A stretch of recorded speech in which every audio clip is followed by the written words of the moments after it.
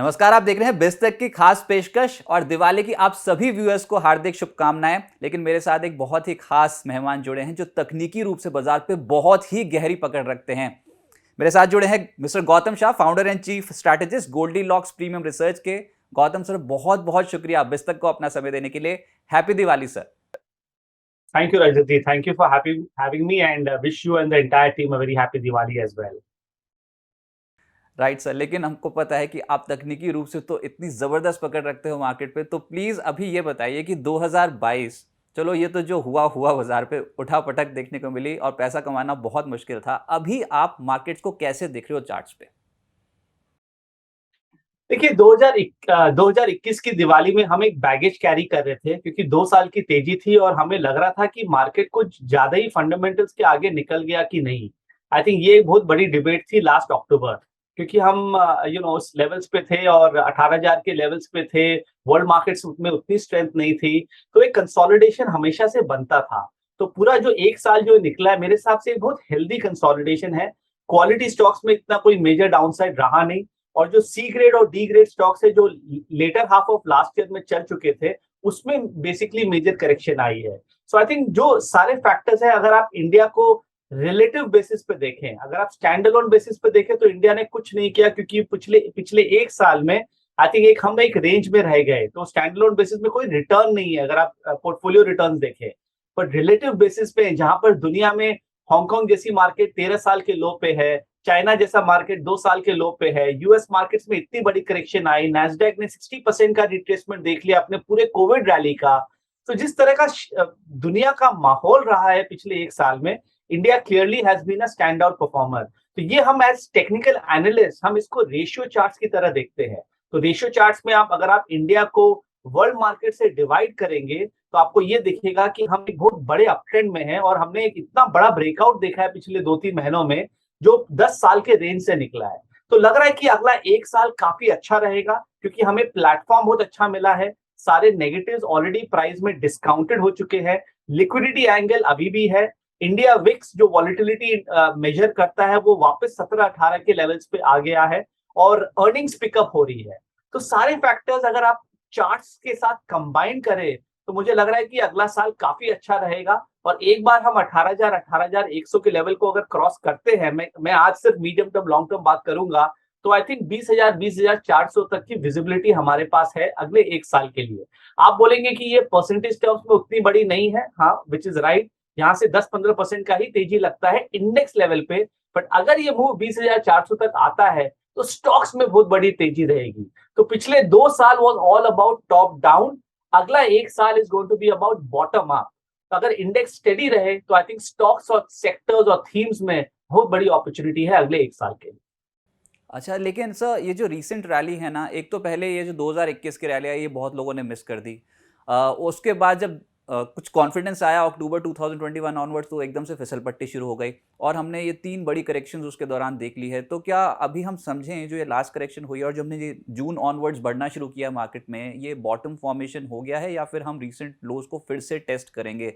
क्या सब कुछ अब ठीक नज़र आ रहा है? क्योंकि सर जब गिरते हैं ना, चाहे जो मर्जी कारण हो, कुछ भी इंटरनेशनल डेवलपमेंट, एकदम से पोर्टफोलियो साफ होते हुए नजर आते हैं। तो ये वोलेटिलिटी से अभी भी जूझना होगा क्या?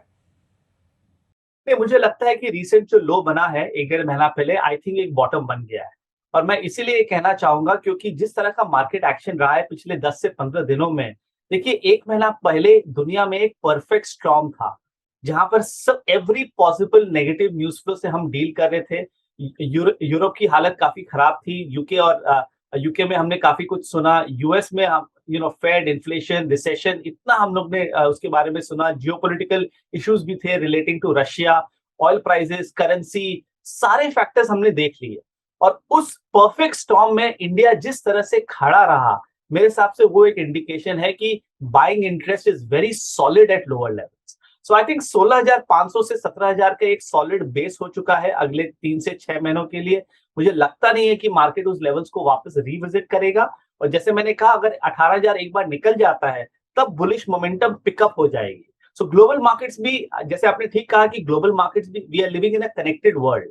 और अब जैसे ग्लोबल मार्केट धीरे धीरे स्टेबलाइज हो रहे हैं, आप देखिए इंडिया इमीडिएटली अच्छा करने लग गया है। सो खराब टाइम में हम गिरे नहीं, अच्छे टाइम में हम सबसे पहली इकोनॉमी होते हैं, कंट्री होते हैं जो चलते हैं। तो this is a very sweet spot, this is a very good place to be. पर सर हम इमर्जिंग मार्केट्स में सबसे महंगे हैं, ग्लोबल पीयर्स के मुकाबले सबसे महंगे होते चले जा रहे हैं। खैर सबसे ज़्यादा ग्रोथ इंडिया में ही है, तो सब पैसा तो यहीं पर ही डालेंगे ना। एफ अभी तक नहीं वापसी कर रहे हैं। एफ कुछ ऐसा भाप रहे हैं जो अभी तक हमें तो समझ में नहीं आ रहा है, पता नहीं क्यों नहीं वो इंडिया पे इतना कॉन्फिडेंस दिखा रहे। ये डोमेस्टिक इंस्टीट्यूशनल इन्वेस्टर्स के दम पे संभले हुए हैं। अच्छा पहले ये बताएं कि इंडिया की तो हमने बात कर ली, आप बोल रहे हो 20,400 का लक्ष्य निफ्टी पे देखने को मिल सकता है, लेकिन ये यूएस रिसेशन में है या नहीं, और यहाँ पर चार्ट्स क्या बता रहे हैं? ये इतनी ज़्यादा गिरावट है तो क्या यहाँ पर कुछ बॉटम आउट संकेत आपको नज़र आ रहे हैं क्या? देखिए, 2 पॉइंट है। पहली पॉइंट तो जो आपने रेज़ किया कि इंडिया महँगा है, नो डाउट महँगा है, और इसी के कारण मुझे लगता है कि इंडिया और जो लार्ज कैप्स है, जो टॉप 100 स्टॉक्स में, उसमें उतनी बड़ी तेज़ी यहाँ से नहीं मिलेगी। You have to work very hard for abnormal returns large caps में। तो अगला जो 1 साल है, it is all about mid caps और स्मॉल कैप्स, क्योंकि अगर आप उसमें जाएँ, तो वहाँ पर जो वैल्यूएशन डिस्कनेक्ट है, वो काफ़ी बड़ा है। तो लार्ज कैप्स में वैल्यूएशन एक्सपेंसिव है, और मिड कैप्स और स्मॉल कैप्स में एक तो अंडर ओन भी है, क्योंकि इतना बड़ा करेक्शन आया पिछले 1 सालों में, और वहां पर वैल्यूएशन कंफर्ट भी है। तो इसीलिए मैं बोल रहा हूं कि अगला 1 साल बॉटम अप रहेगा। इंडेक्स को स्टेडी रहने दीजिए, स्टॉक्स में काम कीजिए, अच्छी रिटर्न बनेगी। यूएस मार्केट्स की बात करें तो सारे जो यूएस मार्केट इंडेक्सेस है, सब अपने लॉन्ग टर्म सपोर्ट्स पे आ गए हैं। Just to give you an example, Nasdaq ने अपने पूरे कोविड राइज का 61% रिट्रेसमेंट किया पिछले 1 महीनों में, और वहां से ही वो टर्न कर रहा है। सो सारे यूएस मार्केट्स लग रहा नहीं है कि यहाँ से बहुत बड़ी फॉल आएगी। इमीडिएट बॉटमिंग इंडिकेशंस भी नहीं है, थोड़े बहुत वो वॉलेटाइल रहेंगे, वो भी अपना एक बेस बनाएंगे। बट लग रहा है कि वहां पर जो प्राइस करेक्शन है वो मोर और लेस डन हो गया है। अब वो मार्केट्स टाइम करेक्शन में चले जाएंगे, और अगर वो टाइम करेक्शन होता है तो इंडिया के लिए अच्छा है, क्योंकि हमें सिर्फ ये देखना है कि यूएस मार्केट स्टेडी है।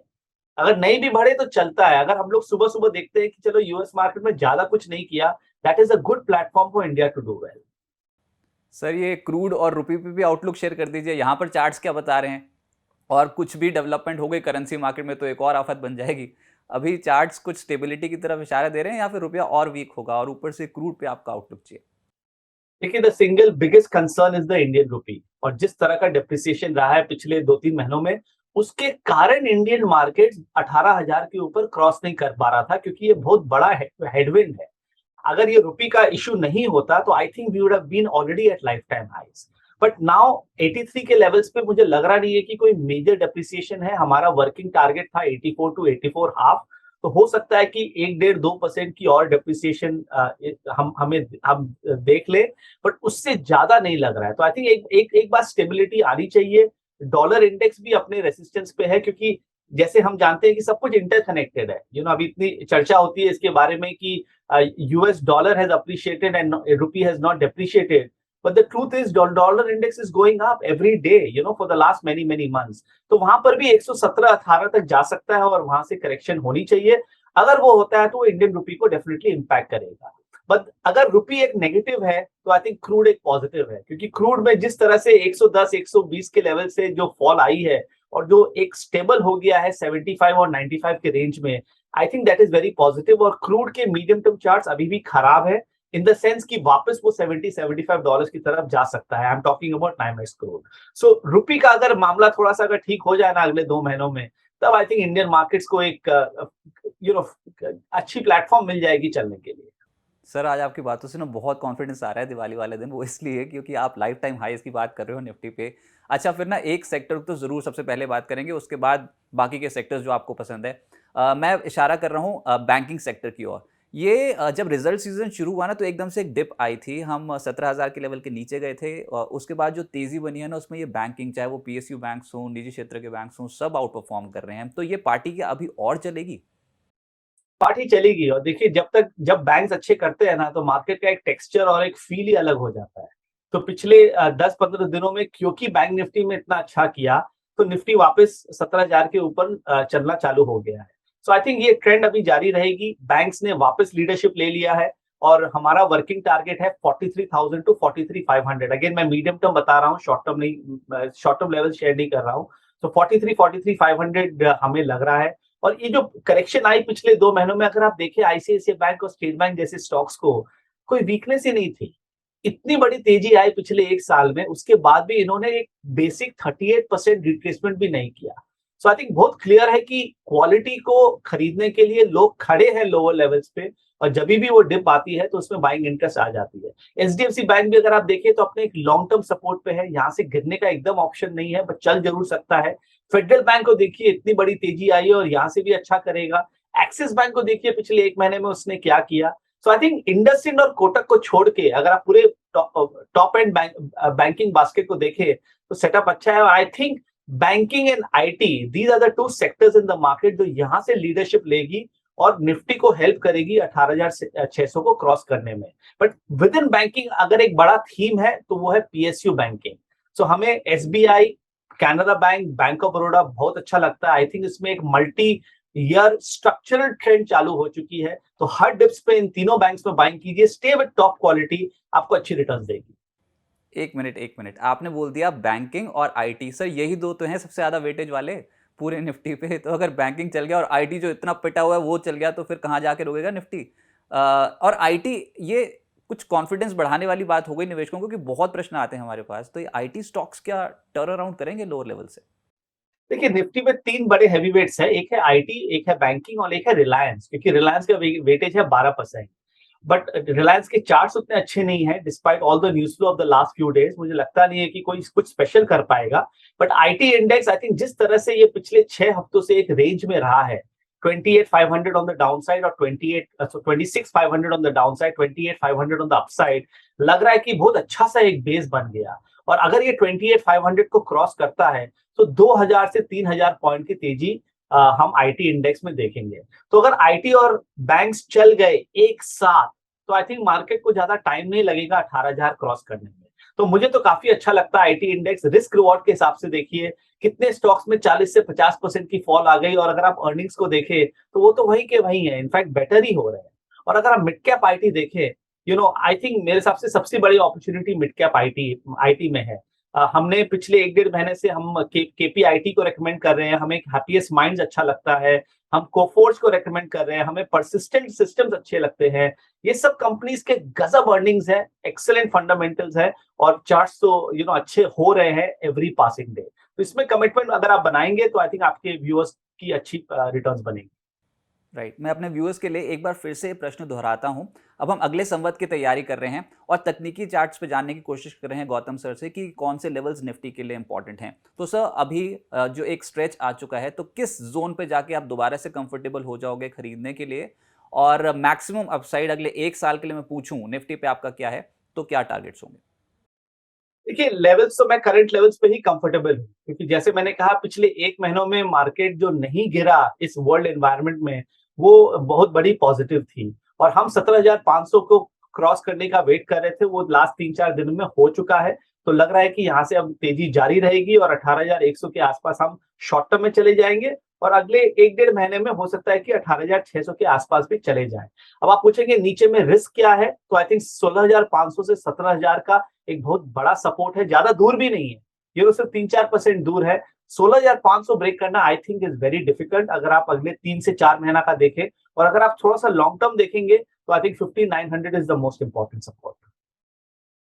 राइट, अब सबसे अहम मुद्दा, और दर्शक इसी का इंतजार कर रहे हैं कि गौतम सर से वो टॉप 5 पिक्स कौन सी हैं जो उनके रडार पर हैं अगले संवत के लिए। तो सर दिवाली के मौके पर ऐसे कौन से 5 स्टॉक्स हैं जिनसे पोर्टफोलियो आप सजेस्ट करेंगे कि बनाना चाहिए? देखिए मैं 5 थीम पिक करना चाहूंगा जो मुझे लगता है कि अगले एक साल आउट परफॉर्म करेगी। क्योंकि देखिए पिछले 2 साल में हुआ क्या है कि कभी कुछ चलता है कभी कुछ चलता है। आई थिंक ऐसी हमारी दुनिया हो गई है कि कोई स्ट्रक्चरल स्टोरीज बहुत लंबे अरसे तक नहीं चलता है। जैसे जुबिलेंट फूड्स को देख लीजिए, सबको लगा कि इतनी बड़ी स्टोरी है, उसके बाद उस स्टॉक में 50% का करेक्शन आ गया। ऐसे कई स्टॉक्स में हुआ है। सो अगर हम थीम्स की बात करें, आई थिंक एक जो थीम मुझे काफी अच्छा लगता है वो है capital goods. So capital goods का जो थीम है आई थिंक अगले 2-3 साल तक चलेगा, क्योंकि ये 10 साल के ब्रेकआउट हुआ था इसमें लास्ट ईयर, और रिलेटिव स्ट्रेंथ काफी है। तो अगर आपको कैपिटल गुड्स प्ले करना है तो L and T and Siemens are the best place. आपको रात को अच्छी नींद आएगी, इस फंडामेंटल्स अच्छे हैं, स्ट्रॉन्ग ब्रांड्स है, चार्ट्स गजब के हैं, इतना बड़ा करेक्शन में भी ये दोनों स्टॉक गिरे नहीं है। सो अगले एक साल के लिए अगर आप एल&टी और सीमेंस लेते हैं तो आपको वो 2x 3x of Nifty returns देंगे। So that's number 1। Number 2, I think real estate एक बहुत बड़ा स्पेस है, हम पिछले साल से बुलिश है और मुझे लग रहा है कि यहाँ पर और बड़ी तेजी आएगी अगले 1-1.5 साल में। तो यहाँ पर मेरा स्टॉक पिक पिछले 1 साल से रहा है डीएलएफ।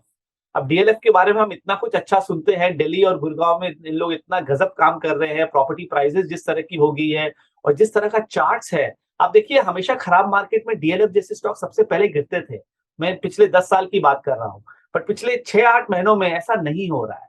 सो एक बहुत बड़ा स्ट्रक्चरल चेंज मुझे लगता है रियल एस्टेट में हो रहा है। तो यहाँ पर डीएलएफ और ओबरॉय रियलिटी में जाइए और थोड़ा सा पोर्टफोलियो डाइवर्सिफाई करना है तो ब्रिगेड और प्रेस्टीज ले सकते हैं, जो Bangalore based real estate companies है। तो ये तो 2 बड़े थीम हो गए, रियल एस्टेट और कैपिटल गुड्स। तो तीसरी थीम मैं बताना चाहूंगा वो है पीएसयू।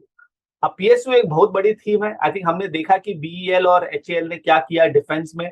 सब डिफेंस के बारे में बात करें, बट मुझे लगता नहीं है कि इस लेवल्स पे आप बड़ी कमिटमेंट डिफेंस में कर सकते हैं, क्योंकि काफी स्टॉक्स चल चुके हैं। बट अगर आप दूसरी ओर देखें तो कोल इंडिया जैसा स्टॉक मेरे हिसाब से काफी अच्छा कर सकता है यहाँ से, और स्टेलर रिटर्न्स यहाँ से दे सकता है। अगेन डिविडेंड यील्ड है, फंडामेंटल्स है, अंडर ओन्ड है, चार्ट्स गजब के हैं, and government is doing a lot of things, to push these industries and push the entire sector.